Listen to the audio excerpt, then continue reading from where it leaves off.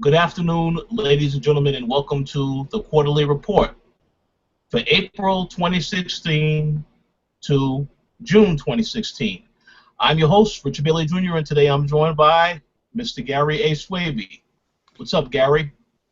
Hey, what's up, everyone? Also joined by Mr. Jake James Lugo. How's it going, Mr. Lugo? I'm doing good. What's going on, Rich? What's going on, guys? Looking forward to the discussion today. Absolutely. And we have two very special guests, although they've been on this show before, so I don't know if they're really considered special guests. We have Mr. Tony Polanco. What's going on, people? Ready to talk about some games, man. Ready to talk some shit. Let's go.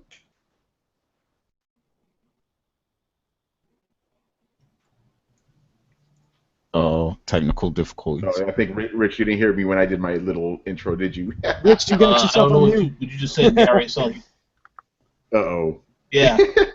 Okay, Yeah, we have. you missed it, man. I already did my intro. Just skip over to Chris.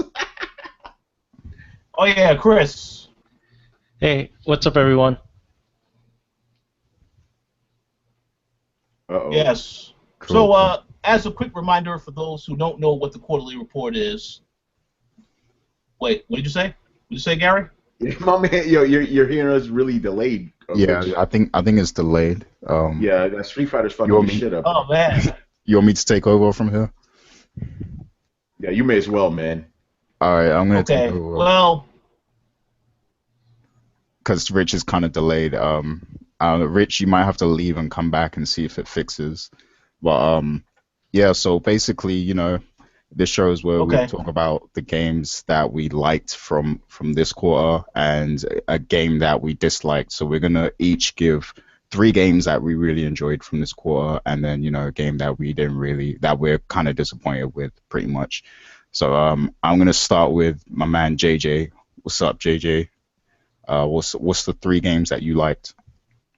All right, so throughout this quarter, I mean, there's been a whole bunch of stuff all over the place. I mean, there's been a lot of good games that have been released. Some decent, some mediocre, all over the place. But if I had to go with 3 games that I really liked, a lot of the games I really enjoyed came more towards the end of this quarter. But one of the earlier ones that I did a lot earlier this year was Doom. I felt Doom was a really good release over on PlayStation 4, Xbox One, PC. I felt that it was a great reimagining of that series. It just hit that right spot with first-person shooter classic gameplay. Now, granted, the multiplayer wasn't the greatest overall, but that single player, man, I thought was crisp. And again, it just had the right balance of mindless shooting with a little bit of extra story and just overall solid gameplay. I felt Doom really needs to be highlighted as a really good point of this quarter. Second game I want to give it to Odin Sphere Live for Sire. I feel that's another great reimagining or re-release on PlayStation 4 and PlayStation Vita. The artwork of Vanillaware is just beautiful, just hands down. I feel like those graphics, especially on the PlayStation 4 in 1080p, 60 frames per second, looks absolutely gorgeous. Vanillaware always has a really great aesthetic on their art style. It's a very long game.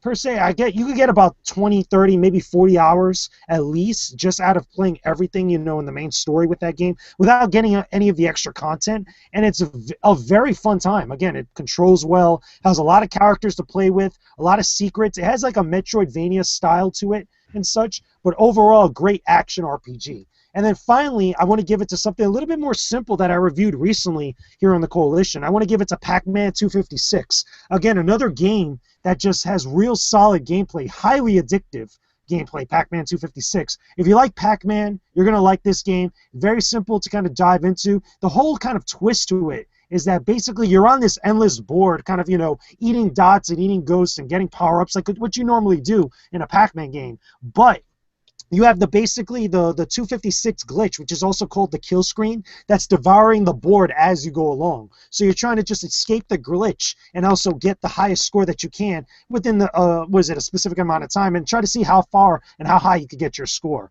There's no end to the game, but again, it's solid Pac-Man gameplay, and I think it's something that everybody should enjoy. Very cheap, very solid downloadable title. You'd be a fool to miss this one out. So those are my 3 games that I felt that were really high points of this quarter. All right, cool. And now for the one that everybody wants to hear. What was a game that you was disappointed by in this last quarter? So this is hard for me because there was a couple really crappy games that I did not like that happened this quarter, and as well as also games that I were really disappointed in, that I was really expecting to be good and I was hoping to be good, that I previewed for like over a year. It was pretty insane. But if I have to give it to one game that was like the biggest disappointment, and in my opinion, right now, currently at this moment, my biggest like disappointment or the worst game of the year has to go to Umbrella Corps from Capcom. Umbrella Corps, which is the spin-off title from Resident Evil. This is the worst game of the year, hands down, and for a couple different reasons. Number one, it feels so incomplete. It feels so kind of like, desolate in the way that it presents itself. It's a multiplayer-centric third-person shooter where it kind of puts a lot more emphasis on competitiveness compared to like, past Resident Evil games. There is a single-player element to it, but it's not really the focus here. It's more focused on competitive third-person shooting online against other players. And the problem with that is that the single-player content is kind of garbage. It's really throwaway. It's almost soulless to an extent. The multiplayer is completely unbalanced. It's really, there's a lot of abusable things that are in this game. And I feel like, even after like the first week of that game was being released, not a lot of people were playing it because they saw how bad it was. There was a lot of players online just abusing a lot of the instant kill moves with the melee weapons. A lot of the guns that you get really don't do enough damage to other players before you could just get killed on like the cheapest of ways. The way that the zombies that are on the map, because it has this twist where you have zombies that are roaming around that attack other players while you're trying to defeat the other team and complete objectives and stuff. The problem is, though, when you get in some matches that are like a search and destroy style format with like elimination, where it's like one life, one kill, one life and stuff, and that you get eliminated, the zombies will attack the team that's losing. So basically, not only you have to deal with the other team that's probably got like one or two more players than you or a full team, but you also have to deal with these zombies that just attack you on a whim.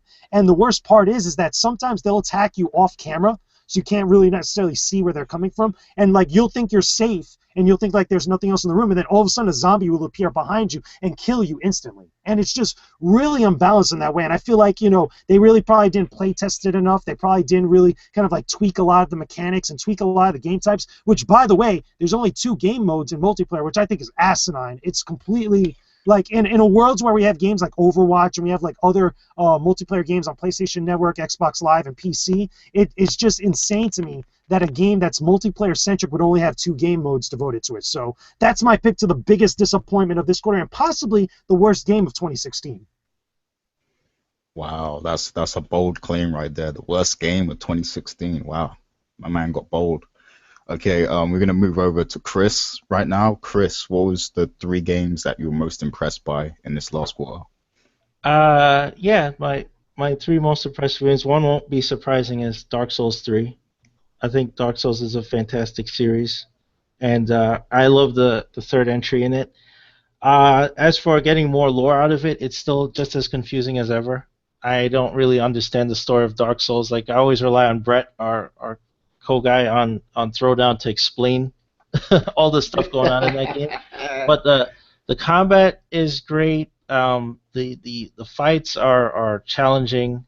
The world is very interesting, even though you don't understand everything that's going on. And I've loved every game. I platinumed Demon Souls. I've platinumed Bloodborne. I've come close to platinuming the first Dark Souls. I have to go back and finish that. And I do want to platinum this one, although it's a little harder. But that game is fantastic. If anyone listening hasn't played Dark Souls, go try it. Like, I know there's all this, oh, it's so hard. No, it's challenging, but it's rewarding. Like, it's not challenging like a game like Super Meat Boy, where I'm like, Jesus Christ, it's like hitting your head against a wall to try to play this game. It's challenging, but very rewarding. My second pick is Doom. Doom could have been gone wrong 8,000 ways as a remake, but it was done so well. One of the things I thought was fantastic was the choice of music. The custom metal done in Doom is fantastic. You could just listen to that by yourself, The combat's great. The shooting mechanic, it does get a little repetitive at times. Like, there's a lot of areas you go in, you stop because demons are spawning everywhere, and you shoot them, and then you go in another area, and that kind of happens a lot in the game. So that was my only problem with it. but the story is really good. The enemy variety, the enemy designs, the weapons, all had a balance between this was the Doom you knew unto this is a Doom for now in 2016. That it strode that line very well. So I think it's a fantastic shooter. The multiplayer is okay. I've played a couple of modes. The team deathmatch and stuff is pretty good. That's not great, and I think they need to do a little more with the snap maps.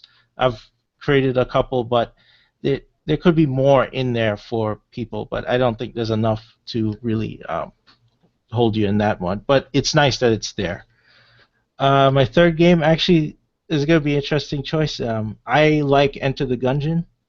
I think it's a fantastic indie game. It's hard as hell, but it doesn't. Where I would talk about how nice Dark Souls looks or how great Doom looks. Enter the Gungeon looks like a 16-bit game, but it's very clever. It's very challenging, and I enjoy the hell out of it. So I think it deserves a spot on this list. I know Tony probably expected me to put Uncharted on here. I haven't played Uncharted 4 yet, so if I did, I might have changed my mind, but I don't have an experience with Uncharted 4 yet, so my choice is Enter the Gungeon. Cool. So Doom has been mentioned twice already, so I definitely got to play that game at some point. But Chris, what was the game you was most disappointed by in the second quarter? Yeah, okay, so I will pick something else because I know JJ mentioned Umbrella Corps, and actually I saw some of those problems when I previewed it, even though I did write a positive preview because I had hoped that they would have fixed a lot of these problems with the delays, but they didn't. So I did play it, and it was kind of bad. I didn't want to be mean in my preview, but it was terrible, and apparently it did turn out to be terrible. So it was garbage, B. It's okay. You could say it. Yeah, dude, I played it. I previewed it too, man. That game is ass, man. Yeah. That game is terrible. That's the worst game of this year. I'm calling it right now. Yeah. So whereas that was back in January PAX South, and I had some hope that they would have corrected some of that stuff, and they didn't. So no, all right, whatever. My worst pick goes to Mighty Number 9 as being just a giant disappointment, and that also comes from the fact that I funded it. I've been following it for like 3+ years, and I honestly think my money went to Recore. I don't think my money went to Mighty Number 9. Shit. And it's disappointing, not just on a gameplay or visual level, but on a personal level that I feel kind of cheated in funding it, in investing in it, and then that's the result. Even though what I was promised, and Tony knows, he remembers too, we were the prototype looked fantastic, and that's not what we received at the end. So yeah, that easily goes on my worst. Okay, I don't think you're alone there. I'm sure a lot of people were disappointed by Mighty Number 9. But right now we're going to go over to Tony. So Tony, what was the 3 games that you were most impressed by in quarter 2, 2016?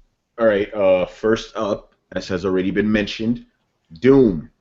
Now, I used to love Doom back in the day, right? Like, I played it on my friend Mike's computer, and I played it mostly on the 32X. I was never like a big fan of first-person shooters, but I really loved Doom and stuff because it was simple. You get in there, you shoot a bunch of demons and shit. No frills, right?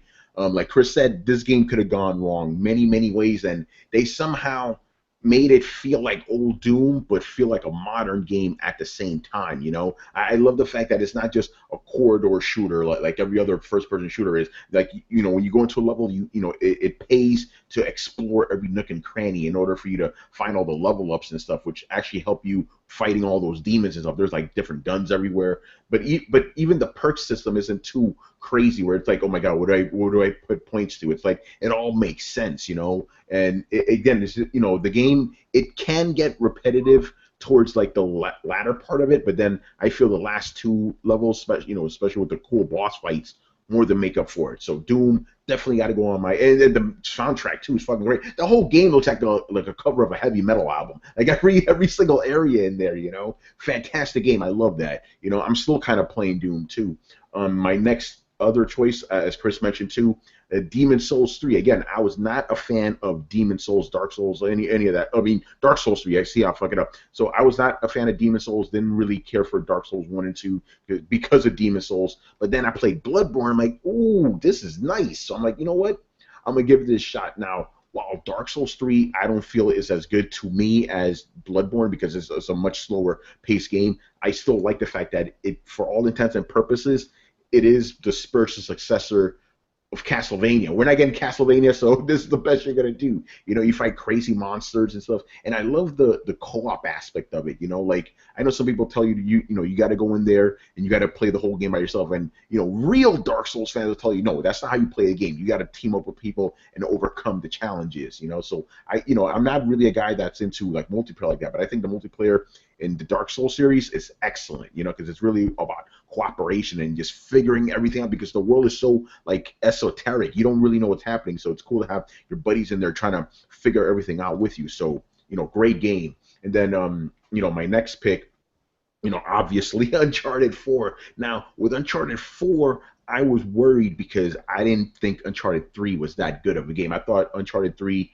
was Uncharted by the numbers. It just basically took everything 2 did again. And it's like, come on, we already been down this road. So Uncharted 4 does a really great job of not only like giving you that Uncharted feel that you want, but also being a new experience too. I like how the game is slow. Like it takes its time to get to the big crazy things. It's like, okay, if this is the final game with Nathan Drake, you don't need to rush it. Let's slow things down. So I really enjoyed that. You get to learn, more about the characters. You really got to, basically, I'm just going to skip right to this.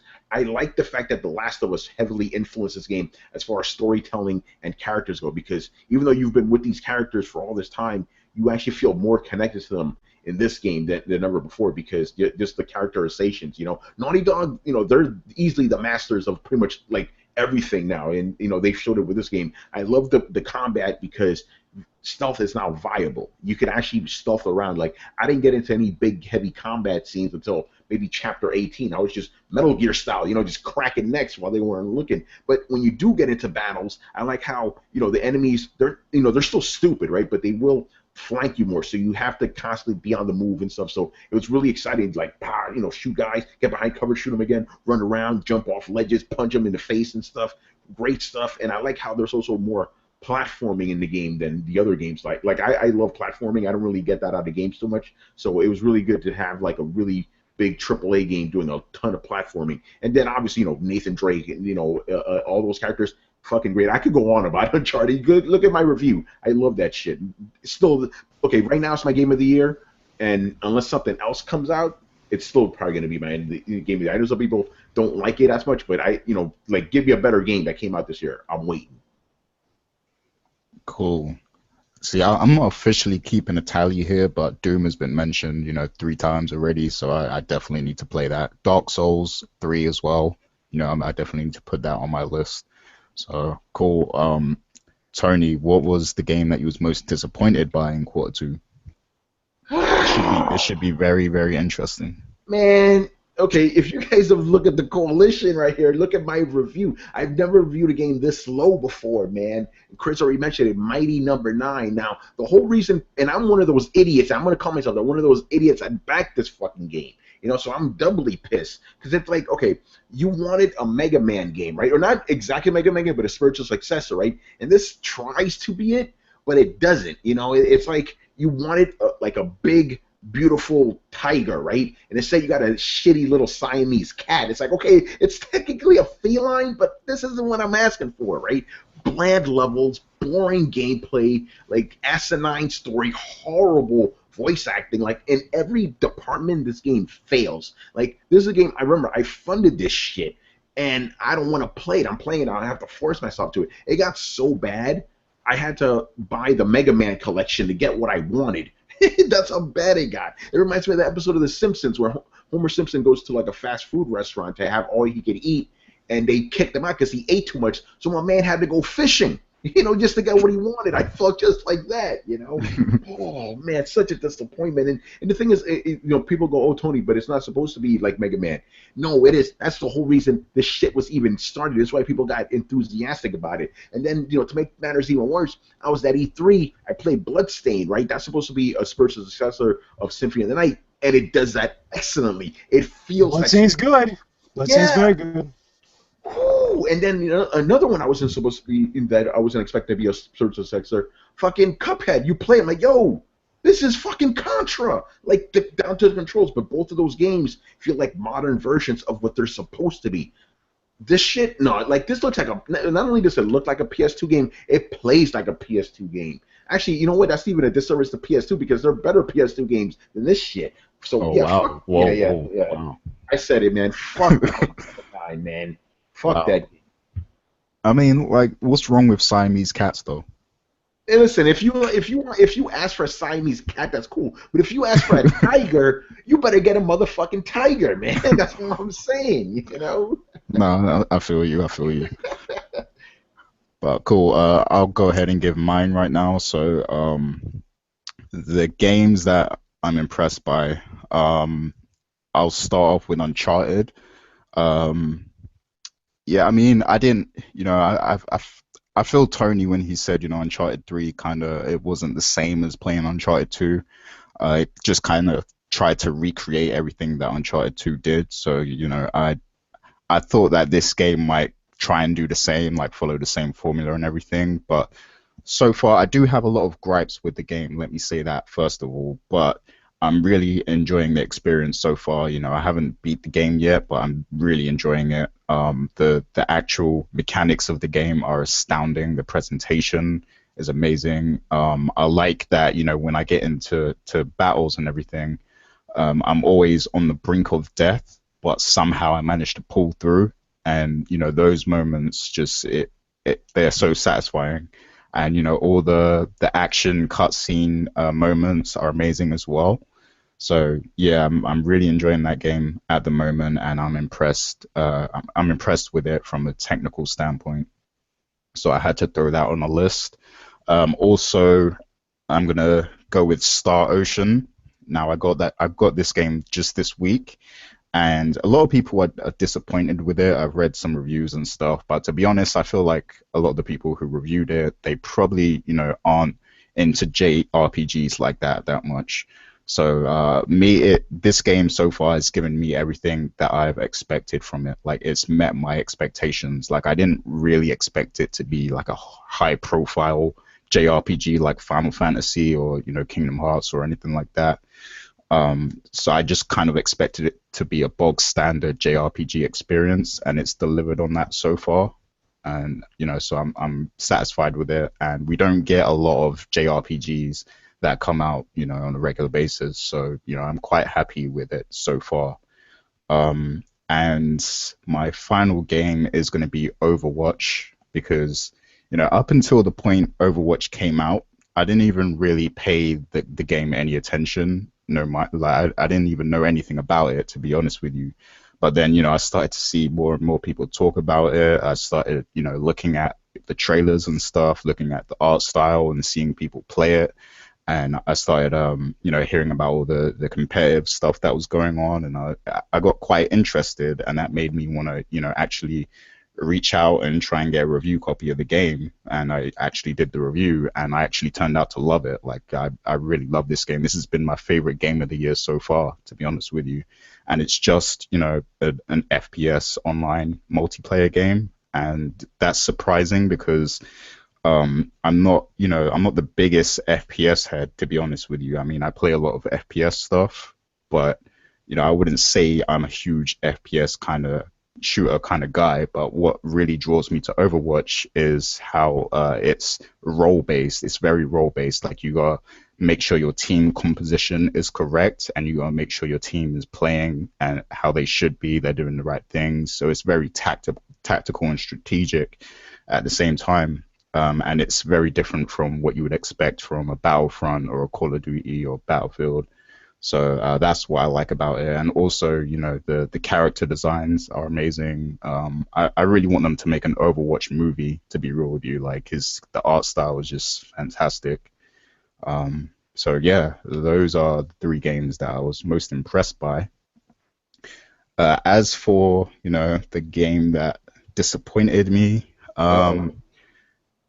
well, you guys kind of outdid me. You know, this is kind of boring. It's a boring pick, but I'm going with the Teenage Mutant Ninja Turtles game, the Mutants in Manhattan. Ooh. Just That would because. have been my second. That would have been my second if it wasn't for Rolling Corps, to be honest with you. Okay, well, at least Well, somebody else thought of it.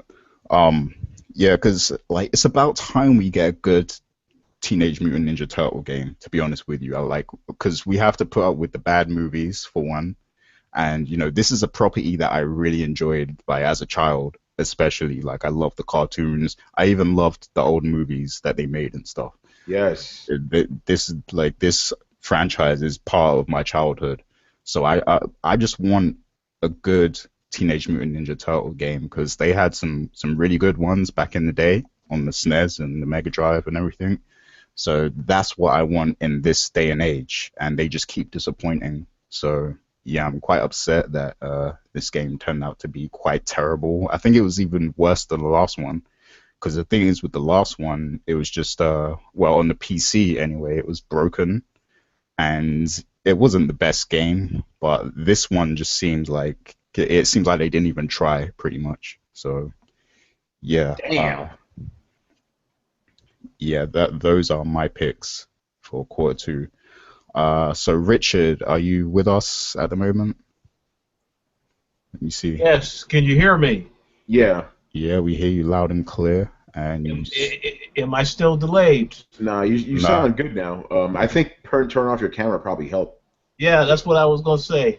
Well, that's unfortunate because I know a lot of women out there wanted to see me talk, but that's not gonna happen for the rest of the show. Yeah. Okay. At least they still got Tony, you know. Yeah, my ugly mug. Oh, yeah, no, Tony is fine. That's good. We're good. Oh, go All ahead, right. man. So let me start off by saying that Doom and Uncharted 4 are fantastic games. I haven't yet finished Doom, and I haven't finished Uncharted, so I can't say it was the best games that I've enjoyed so far yet. But Doom is fantastic. You know, if I had honorable mentions, that would probably go ahead of Uncharted, only ever so slightly. But as for the games that I did finish, or am very close to finishing, let me go ahead and start. I'm going to do this with the third one. I would say that this game obviously was a game that when I saw it, I figured, well, this is going to be a disappointment because I'm a huge Alan Wake fan. But then there was this game, Quantum Break, that got announced. Uh-oh.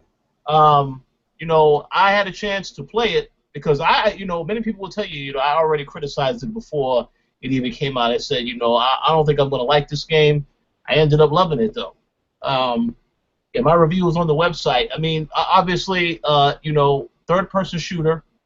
I do like a lot of the time-based abilities they had in the game, although I think they could have had a little bit more. I think the story was okay, but there was some stuff that was very confusing about that story that I think that they could have explained more, and I know that at the end, they left it open for a possible sequel. Now, I'm not sure if that's going to happen. If I was to talk to Remedy directly, I would tell them, no, you guys need to make Alan Wake 2. Because that is the game I think everybody wants more so than this game. But for what it's worth, this was a great game. It far exceeded my expectations. So I definitely wanted to make sure that I mentioned it. Definitely, that's one pick. Okay, this next one is going to surprise a lot of people, so I want to prepare. I expect that some people on this cast may very well laugh when I say this. And I understand that I'm an older man, probably shouldn't be playing this game, but I have to admit, the game is fantastic. I'm talking about Lego Star Wars The Force Awakens. Interesting. Oh, yes. Hey, well, listen. I hear that game is good. Yeah, Here's here's the the thing game. about let's just be real here. Lego games are generally pretty good games, so that's not a crazy pick. They're very chill. Okay. Yeah. Yeah, well, see, you are correct. The Lego games are generally good. Although I played the Lego Marvel Avengers game, and that game, while it was a fun game, there was a lot of stuff where you just had to basically learn as you go. It wasn't really like no dedicated tutorial thrown in there. When I played this game, though, it's like, yeah, they had some tutorial stuff that did help to guide you through things, but it's just the presentation is absolutely spot on. It's like you're watching a Star Wars film. I mean, everything from the cutscenes to, and then they throw in comedy in there as well. Like they will, of course, reenact stuff that has already happened in the Star Wars, because it's not just the Force Awakens. Some of the stuff they take from other Star Wars movies as well. Because today I played the Battle of Endor, and you know we had part of that sequence. Then I also had a sequence where it was Luke and Darth Vader versus the Emperor. And then on top of that, we also had the wing battles as well. All three of these were part of one mission. So, you know, I got a chance to see how they do different aspects of the game. And honestly, I can tell you, I will go out on a limb and say this has to be the best Lego game that they've ever made. It's definitely one of the better Star Wars games because I enjoyed Battlefront, but obviously not enough to actually buy the game because I said no, multiplayer only. No, thank you. But this game is fantastic. I mean, I have a review coming for that, so stay tuned for that very, very soon because that will be done shortly. But yeah, definitely a game I would recommend if you are a Star Wars fan and if you're a Lego fan as well. Even if you're just a Star Wars fan, you may be surprised how much you enjoy this game. So check that out. And last, but certainly not least, I'll say this now. Of all the games, the three games I mentioned, if there's one game that you can only get of the three that I have mentioned, it needs to be this game. That game is Inside. Hands down, without a doubt. And I will say this, some will back me up, others may not because they didn't play it. This is the best puzzle platformer game of the year. And I will be very surprised if at the end of the year it doesn't win any Game of the Year awards, because the game really is that good. Of course, this is a game that's made by the guys who made Limbo. The last time they released the game was 2010. So these guys spent about 6 years making this game and polishing it to perfection. It's the kind of game where you have to play it to really get the full story. All I can tell you from a story standpoint as to why I like this game, it is a game, it's about a character, you're pretty much another boy character, trying to escape a very robot-controlled society. So he's walking through different areas, different puzzles you have to think about. Some stuff it's very, very clever how they do it because they play with the foreground and the background with some of the puzzles, and it really, really is a very, very well done game. Like I said, you really have to play it to experience the story for what it's worth because it's a lot to it. And it's not just like a simple puzzle platformer, whereas you're walking through a space and that's it. No, the actual environments are huge, and they do have some sequences where you actually get into a submarine, a mini submarine, and go through the city underwater. So there's a lot that is in this game. It's definitely a game that I would recommend. And again, I do think that this is the best puzzle platforming game so far this year. I believe it is out on PC now. It's going to be coming to PlayStation 4 at some point. They haven't announced anything about that, but I'll be very surprised if it doesn't come before the year is over. But absolutely, positively, this is a game that you need to play. If you got a PC or Xbox One, hands down, you need to play it. That definitely is the top of all the three I mentioned. I say that definitely is the best game that I've played so far the last 3 months. Wow, that's a bold statement right there. Oh yeah. Yeah, well, hey, the reviews don't lie. I saw a lot of people reviewed this game, gave it. I mean, so some sites gave it a perfect 10. Damn. So I play this shit now, Rich. You convinced me, son. oh yeah. You got to check it out. So here we go to one of the more popular, what everybody loves to hear, the disappointments.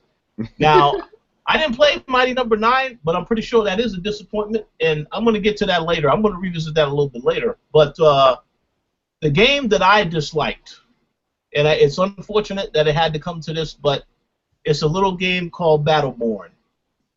Now, let me explain why I dislike this game. The game by itself is totally fine. You know, the concept works.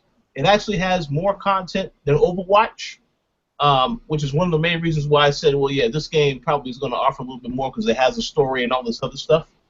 But the issue is that, you know, when I said it had more content, I said, oh, this is great. Then when I fire up the game, I ask myself, where the hell is the content at? You have these multiplayer matchups. You know, it's the same maps, only a handful of maps in the game. They're still adding stuff to the game, which I'm very, very annoyed about. And then I had instances where I started a game, and it's like I couldn't find any people to team up with.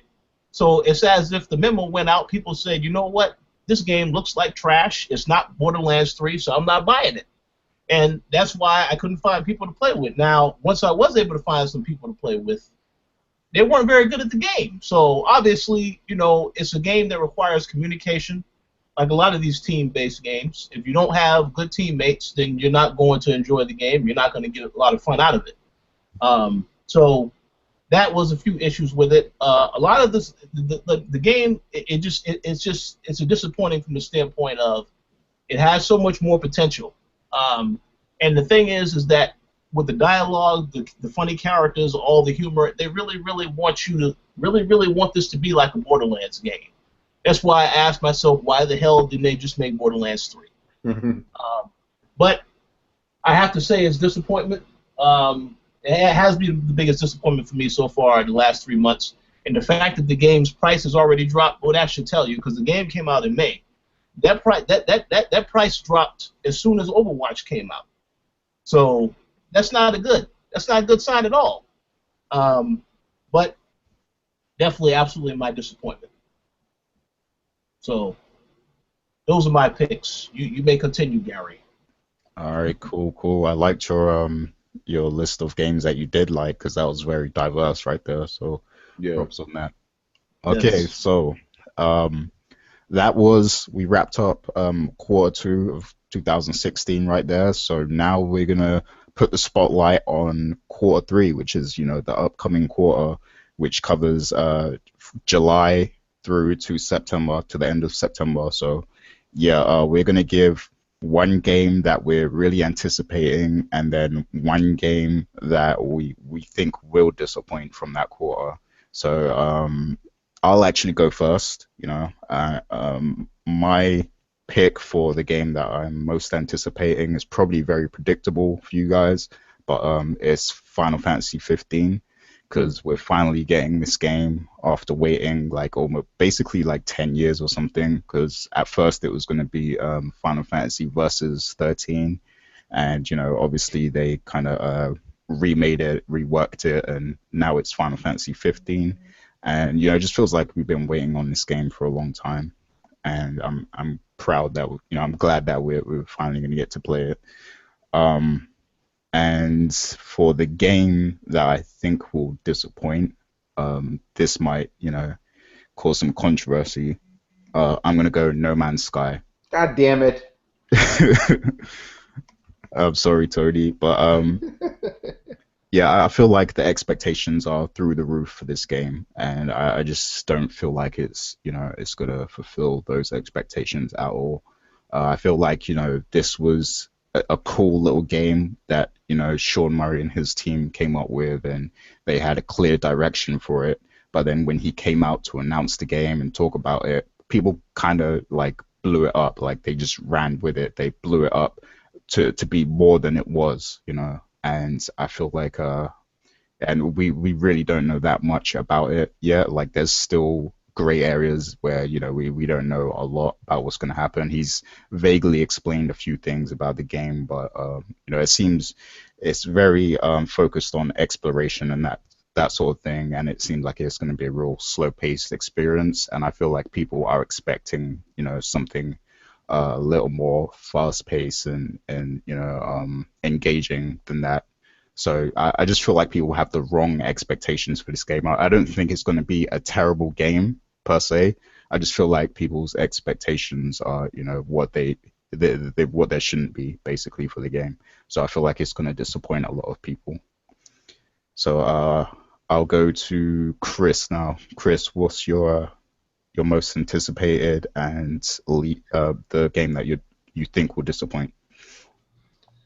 Man. Oh, well, there was not too much I was looking forward to in this next quarter, but I guess the game I'd want to play, like people would think I'd say Final Fantasy 15, but I'm so burnt out on Final Fantasy that I haven't recovered. So it's not that one. It's actually Recore, and I think that game looks impressive. And I'm gonna write a letter to Kenji Inafune after I play that game and be like, dude, between you and me, is that where my money went? So that's why I'm actually looking forward to it. Like, you would think I'd be mad at this guy, I wouldn't give him another chance, but I'm like, hey, that looks sweet. When we were in the Xbox booth, I'm like, that looks pretty good. That looks like a good Lost Planet. I might play that. So I'm looking forward to that. The game I think will disappoint, and Gary's already said it, is No Man's Sky. I think No Man's Sky is we've been just waiting too long. It's been too overhyped, and there's been other things to come along already. Tony wrote about, was it Long Journey Home? Yeah, Long Journey Home, the better No Man's Sky. And with that and Elite Dangerous Horizons add-on, where you can planet land, I think No Man's Sky is just taking too long and is not going to bring enough to the table for us to care anymore about all the, like, exploring this giant universe and planet landing and all that stuff. I just don't think it's going to have enough there that hasn't been already brought to the table and probably done better. So, yeah, I think No Man's Sky is going to be the biggest disappointment. Cool. And how about you, JJ? So I think this is hard for me because based on what we saw at E3, based on what we've seen at different events that we've gone to and games that we've previewed and stuff, I think it's safe to assume that over the next quarter, there's going to be a bunch of bad games that come out and a bunch of really good games, or at least ones that are going to surprise a lot of people. But for the one that I'm going to pick that I think is going to be really good, that I'm anticipating, it's not going to be Final Fantasy 15, like what I'm pretty sure a lot of you guys were thinking I was going to say. I'm actually going to say Song of the Deep by Insomniac Games. So Song of the Deep is a game that's a Metroidvania style exploration. Okay, it takes place in an underwater setting, has a lot to deal with, an aquatic, environment, discovering secrets, very similar to like Castlevania Symphony of the Night, very similar to Bloodstained, very similar to that style of game. Only you're in a submarine and you could also get out of it and explore as like a human in scuba gear and stuff. It looks very cool. I love the aesthetic of it. I think it looks really dope. From what I've seen in some of the trailers and stuff, the ambiotic and aquatic sounds pretty interesting, and it sounds different and it looks different for Insomniac Games. The guys that gave us Ratchet & Clank, they're now working on Spider-Man PS4. This is something interesting that I'm really curious about, because the more I see it, the more I really want to play it and such. Now, for the game that's going to be disappointing, again, I'm going to go with the same thing like Gary, like Chris, and I'm pretty sure like was it Tony as well, No Man's Sky, but specifically for a different reason.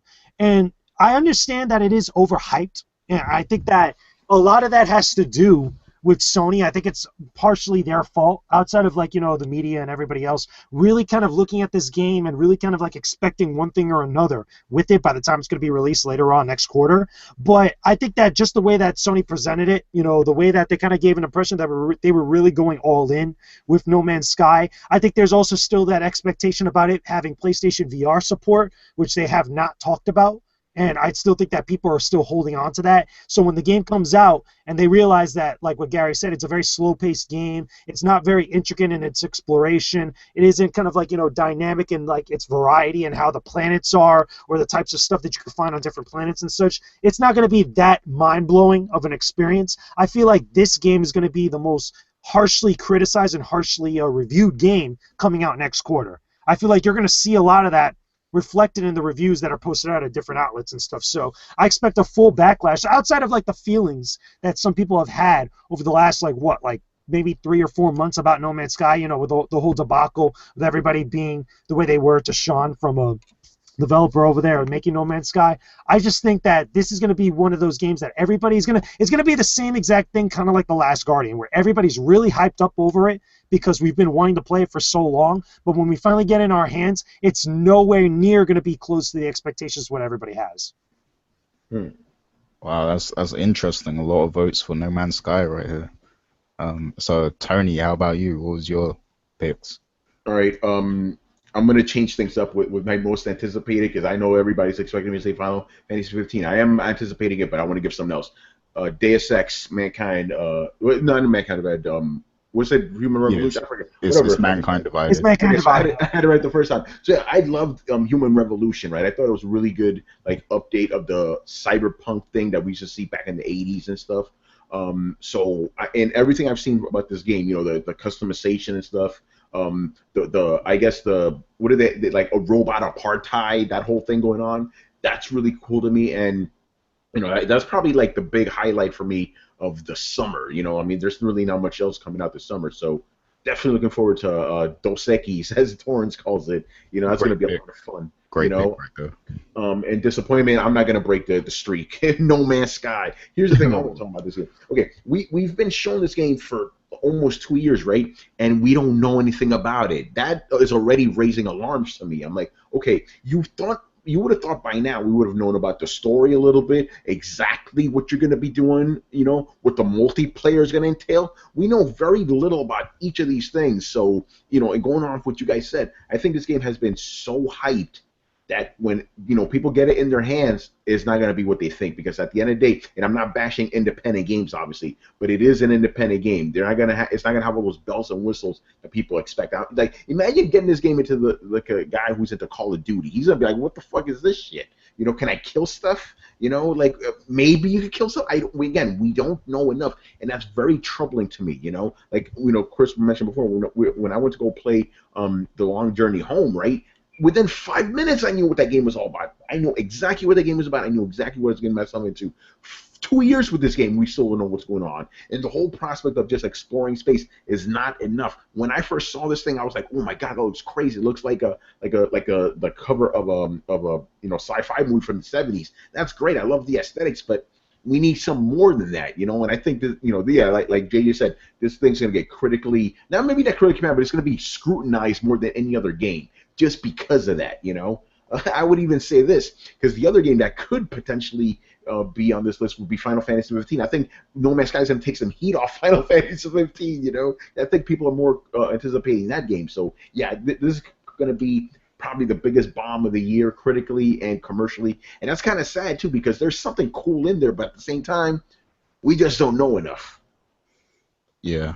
I mean, does this game even have a story mode? Like, is it going to have a story mode? They haven't clarified at all. That's the crazy thing. There's a lot of stuff they haven't talked about with that game that we're still questioning about whether it's done. Because, again, we're getting close to release. It comes out in August. It's like right there. Yeah, it's like next month. It's a month away now. Basically, but we don't know anything about the story. You said you got to fly to the center of the galaxy to find out what's going on. I'm like, isn't that like that fucking what's his face game, the Peter Molyneux game? It's like, you fly to the center and you'll find out. It's like, what? I don't know about this game, man. And I guess we're all in agreement with that, Yeah, well, let's see what Richard has to say. let's see if Mr. Bailey breaks the streak right here. Richard, what's your most anticipated and the game you think will disappoint? Well, let me start off by saying I'm rather shocked at everything that I've heard. Because some stuff I also do feel similar, but this is what my thoughts are. Let me address this right now. No Man's Sky, before I get into my picks. I actually think the game is still going to do well, because I know this. I have one game that I can remember came out last year around the same time. There was no marketing push for this game whatsoever, and it did it fantastic. That game is called Until Dawn.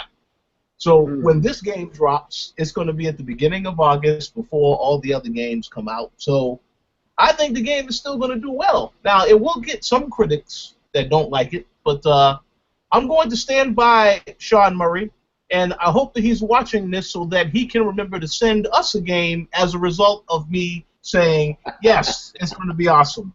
Yeah. Okay. All right. So let me go ahead and talk about what I'm looking forward to. Tony already said it. Man, without question, is Deus Ex. I think that I didn't really get a chance to play. Well, I didn't get a chance to finish the last game. I just started playing it again through backwards compatibility on Xbox One. Um, Game is fantastic. I know Gary did get a chance to finish it because he reviewed it when that game came out on the site. Um, but this game, we went to E3. I purposely avoided any and all footage of this game because I just want to play it now. I don't want to see anything to get an idea of what it could be like. I just want to play the game. So I think that this definitely is going to be better. I mean, I don't know what else they might have changed. I heard there will be some multiple endings. I don't know if that's still accurate. What I do know, though, is that, I enjoyed the last game, and I have high hopes for this one, so I think by far this is definitely has to be one game I'm looking forward to more than others. Definitely is the game of the summer.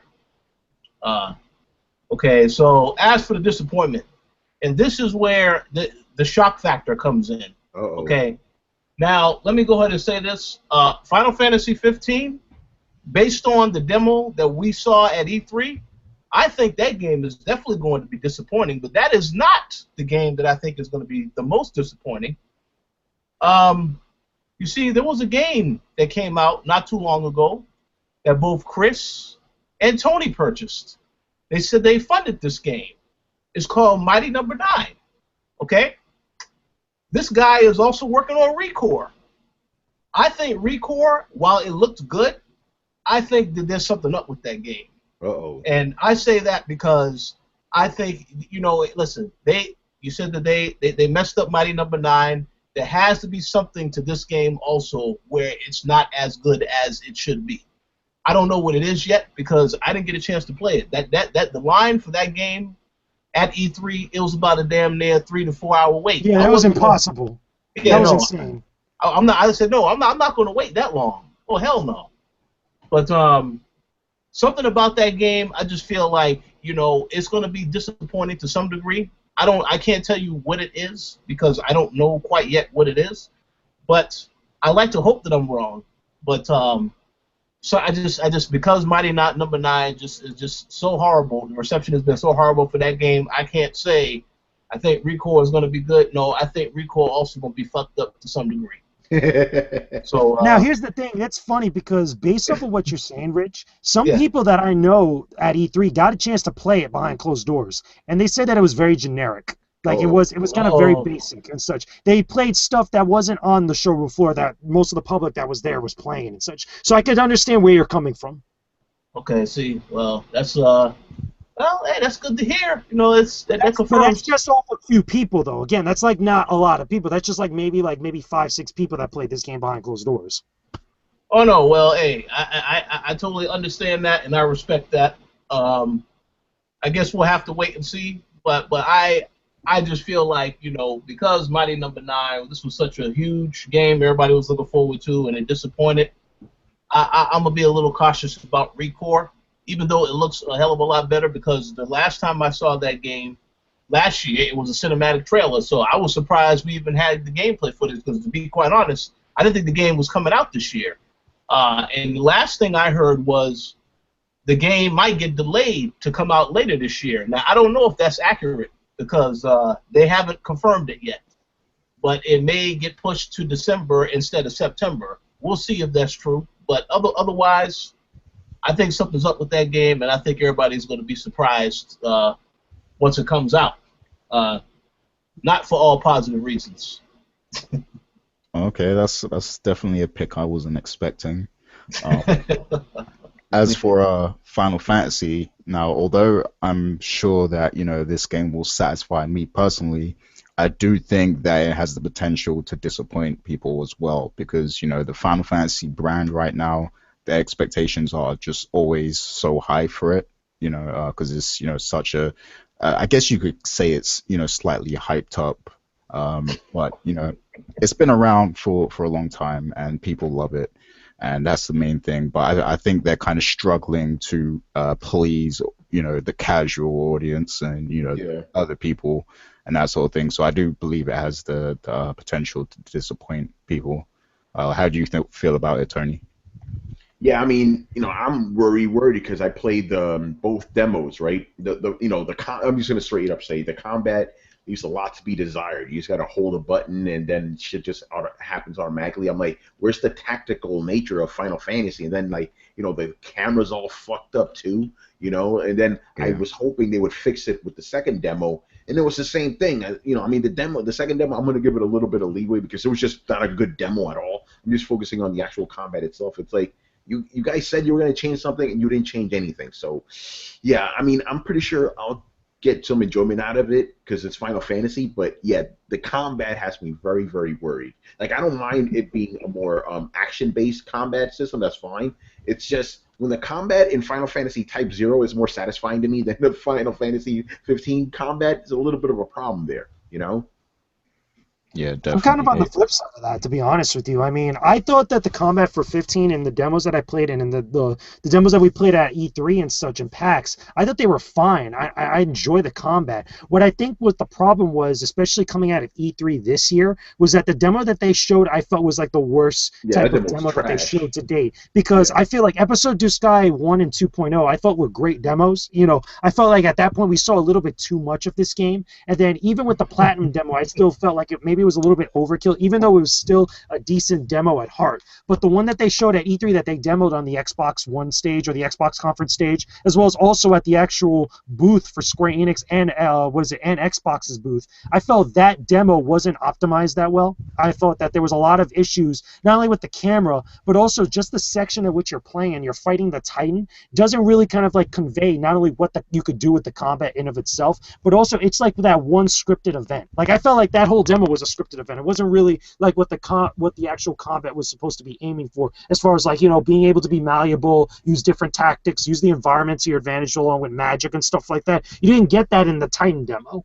But overall, I still think that the game's going to be good to some extent. I still think it's going to be good at the bare minimum. I don't think it's going to be a great title, especially from what people keep saying, again, from playing it in other different places outside of E3 and PAX and stuff. I still think we're going to get a good game. It's not going to be it's not going to meet the hype like what we've been waiting for the last 10 years. Uh-oh. Yeah, I just hope people don't end up hating it like they did 13, because 13 wasn't that bad in my opinion, but it's a good game. I didn't like 13 at all. I thought 13 was garbage. I'm gonna put it out there. I hated the 13 saga. Well, we know why Gary enjoyed it, because Lightning was in it. That's why. Yeah, she's one of the best characters, man. Yeah, oh my god. What's the matter with you, Gary? But yeah, before we end off, does anyone else have anything to say relating to next quarter? No, I mean, I'm looking over the list real quick. Next quarter's not going to be as empty as I thought. Like we got Deus. Actually, I got a list here. I was actually, if you guys saw me looking at my phone, I was actually like looking at the list. I'm like, oh, let me fill that in real quick. So yeah, next quarter we have starting because remember we're already in it. Banner Saga 2. I really enjoyed the first Banner Saga. Rich, see if you could, give me a code for that one. For anybody who's interested, Tales of Berseria, that's coming out next quarter. Deus Ex, like we mentioned. Persona 5, we didn't mention that one. That's only the Japanese release. That's not an American release. The American release is really? Yeah, okay. February. That's only a Japanese release. In America, we're getting it in February. Let's delete that real quick. That's in Final Fantasy 15. So we got some good stuff coming next quarter. It's not as dry as it usually is during the summer. During the summer, you ain't get shit. So yeah, this quarter's not gonna be as bad as I thought.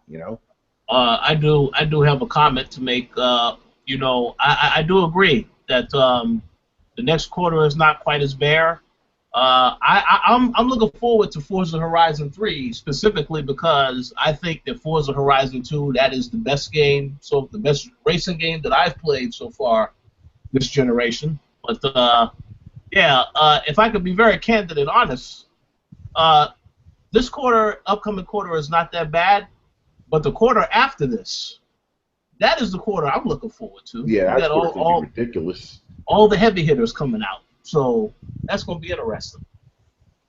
One last thing I want to say that's just kind of like a little nugget that I think we could say as like an honorable mention. I don't know if any of you guys played this, but I think one of the other big disappointments for a lot of people was Mirror's Edge Catalyst. Oh, yeah. Yeah, I oh, was yeah. originally. Now here's the thing. I was gonna choose this as my game that was the biggest disappointment. If it wasn't for the fact that Umbrella Corps was so bad and like an embarrassment, that would have been my choice. And the main reason is because that was a game that people asked for, like really badly from EA. And just the way that they executed that game, the way that it was designed, especially towards the end of it, I felt was like a big joke. And it's just a shame because that could have been another franchise for EA or another series for EA that could have gone somewhere. Because I felt like the core idea and the foundation for it was like really good, especially aesthetic-wise, visual-wise. But just the way that everything kind of just, the way that they kind of like sequel baited it and the way that everything was just kind of, ham-fisted in and the way that it was designed, the open world nature of it was a huge, huge disappointment. But again, I didn't give it that pick because of Umbrella Corps. Well, Man. I would just like to say I also am equally disappointed because I played the open beta of Mirror's Edge and I said, oh well, it did make me want to play the game further to see what all else was in the game. But then when you told me about what all else is in the game, I said, well, yeah, forget about this game.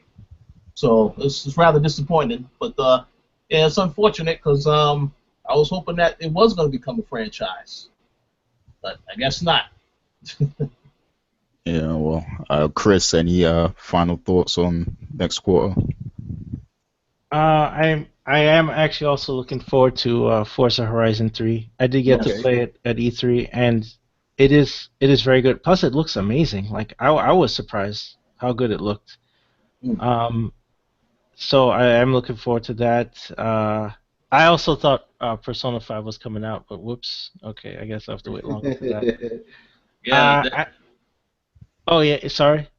Oh no, go ahead. I'll say what I was going to say after you say what you will say. Yeah, I also know that there's a couple of 3DS games coming out, so we'll see how people react to Metroid Prime Federation Force.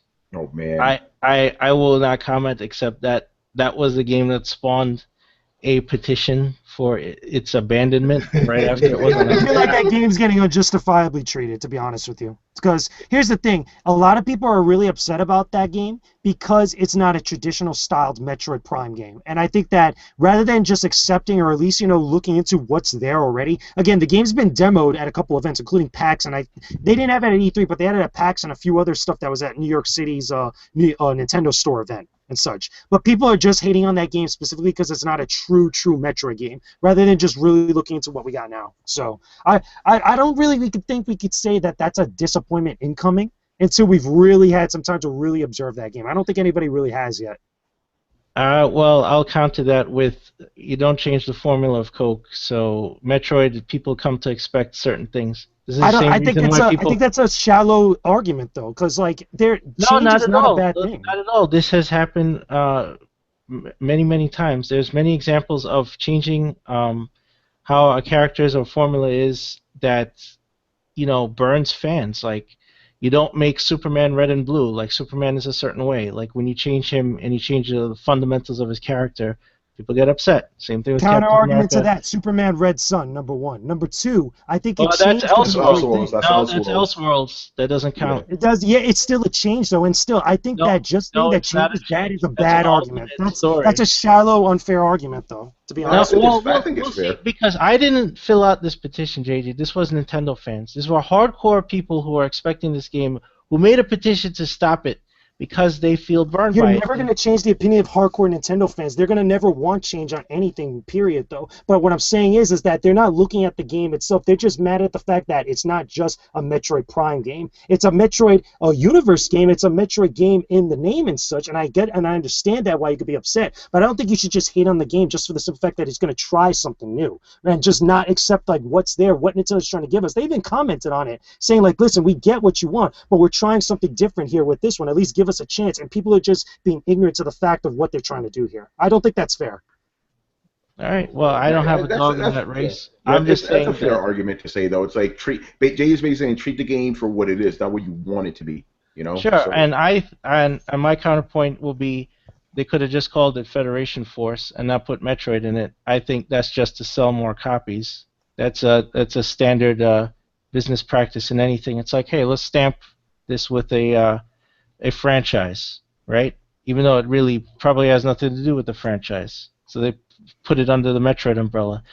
Will that does the game have legs? We'll see. I'm just saying, like, it's coming out and it wasn't well received.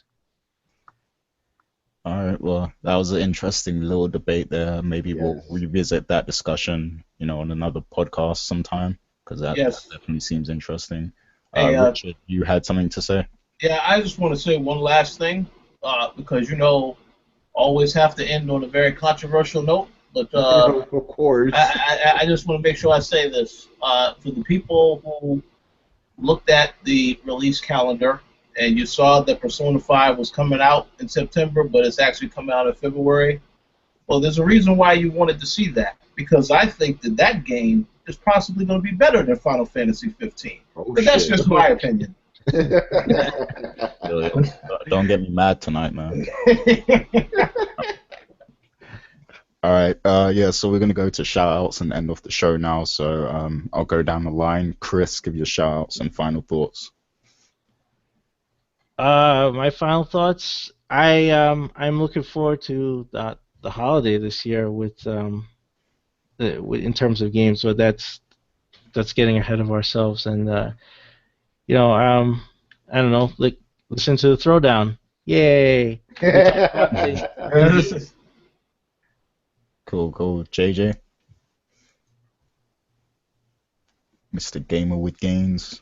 Yeah, there we go. It's just like because Google Hangout just kind of like froze on me for a second. Yeah. But yeah, thank you to everybody just checking out the show. Visiting the site, leaving comments, sending us tweets and stuff. You guys keep allowing us to do what we love to do. We'll keep giving you great content. Shout out to all the Patreon supporters. You guys keep allowing us to do some awesome stuff. Don't worry, you're going to get more stuff down the line, again, as you continue to support us. Hopefully we can make some awesome, epic things happen for all of you. And also, thank you for everybody that we saw and met at places like E3 and such and all the other events that we went to. Again, it was great seeing everybody, saying hi, catching up, playing some awesome games, that are going to be hopefully great releases towards later end of the year. And just everybody else, just thank you. All right, Mr. Richard Bailey Jr. Yes, I'd like to give a special thanks to everybody on this particular show. I do apologize for the technical difficulties that we had over here. I did want to say very quickly, I did see there was a comment left on the last co-op that I wanted to take a quick moment to address. People was asking why we were talking about consoles and we didn't talk about the leaks or the fact that Microsoft or Sony should sue those that leaked their stuff. So I have a quick response I would like to make to that particular question. Okay, here is why Microsoft and Sony should not sue those people. Number one, in this day and age, we already know that if they were to go to court, they are wasting money hiring a lawyer to go through this whole process. And on top of that, which is the other big reason, we already know that, just because you sue somebody and you stop somebody from leaking some information, that doesn't mean there won't be any other people that'll come out the woodworks and leak information as well. So it's not really going to make a difference if they tried to sue anybody in the first place. I would much rather Microsoft and Sony put that money towards actually creating games for the systems, rather than going through all these court cases trying to stop people from leaking stuff. I just think that there's no way you can stop leaks. Every single year before E3, stuff leaks. This happens all the time. So therefore, I'm not expecting them to take any action against it. So. But I'm looking forward to seeing whatever happens with this PlayStation 4 Slim, Neo, and the Xbox Scorpio. Yeah, we'll find out information about that, and as soon as we find out information, we will gladly share that with all of you. But yeah, that's all I wanted to say. All right, cool. Tony Polanco. Yeah, I mean, obviously, shout out to all the fans, that support us and stuff. Go to our Facebook and Twitter, leave comments and all that. Always appreciate you guys. I do want to do a little bit of a quick segue though, because I need to address what Richard we just talked about, because we got that same question. I'll throw down your questions. Like, you know, like they basically said, hey, how come it's okay for Hulk Hogan to sue Gawker for what he did, but you know Sony and Microsoft aren't going after these people that leaked it? It's like it's two different things, guys. One of them is personal, like private shit that got leaked, right? Not leaked, like basically hacked, you know, and put out there. And the other one, let's just be fair about this. That shit was probably not exactly leaked, if you know what I mean. Sony Microsoft probably wanted this information out there just to get the conversation going, you know? Wait a second, what was leaked? Are you talking about a game, or are you talking about the leaks for the Neo and the Scorpio, you know? Oh, okay. Just clarification, I didn't know. The E3 stuff. Yeah, think about it like this, right? We hear about leaks all the time. Tell me how many times you've heard about companies suing people who leaked it. You don't hear about it because, let's just be honest, whoever leaked it is somebody that works within a company. Who's to say somebody up, you know, above them didn't go, hey, let somebody know about this. Just quietly get it out there. Just a fear thing. You know what I'm saying? So they're not going to sue over that. They want that shit, you know? I do believe it could be a strategic move, because like they might want to they might be developing something, and you know they want to get some, you know, it's a cheap way to do market research to see what the response will be from the audience, you know. Think about when sites like Kotaku, you know, when they leaked all of Call of Duty, whatever the Call of Duty was, right? What happened? They didn't get sued. They just got blacklisted. That's all these companies do. They did the same thing with Bethesda and Fallout. Exactly. That's what these companies do. They're not going to waste money trying to sue leakers. They just block the site that leaked it. That's all that's going to happen. But most times, they want that shit out there just to, like Gary said, cheap marketing, you know? So that's why, you know, I just had to quickly address that. But yeah, shout out to the fans. Obviously, you guys keep it going, man. I love the enthusiasm you guys have, you know? So thank you for, you know, just allowing us I guess, a voice to give our opinions of, because obviously we wouldn't be doing this if people didn't get back to us, you know. So always, as always, shout out to the fans. All right, cool. First of all, I want that Tekken hat in the back right there, because I didn't get one. You didn't get the snapback at E3. Yeah, this shit is hot, son. Tekken hat. Right? Yeah, right here, man. Yeah, we got from Bandai. Yeah, we all went to the Bandai appointment at E3, and they were giving away hats if you took a picture with the statue at the front of the show floor. Oh, come on, man! You should have got yourself a hat. Yeah, see right there. See, it's Tekken 7 and shit. You know. I had to go see Final Fantasy, man, so I missed out. But anyway, yeah. So shouts to all the listeners. I just want to wish everyone a happy Independence weekend. You know, because you guys over there, you know, you got a 3-day weekend because July 4th and everything. So, or what day is it actually? Monday. July 4th. Okay, yeah, I got it right. Yeah, so, shouts to all you guys, and shouts to all the listeners and supporters. Thank you guys. That's it. We're out. Peace. Peace.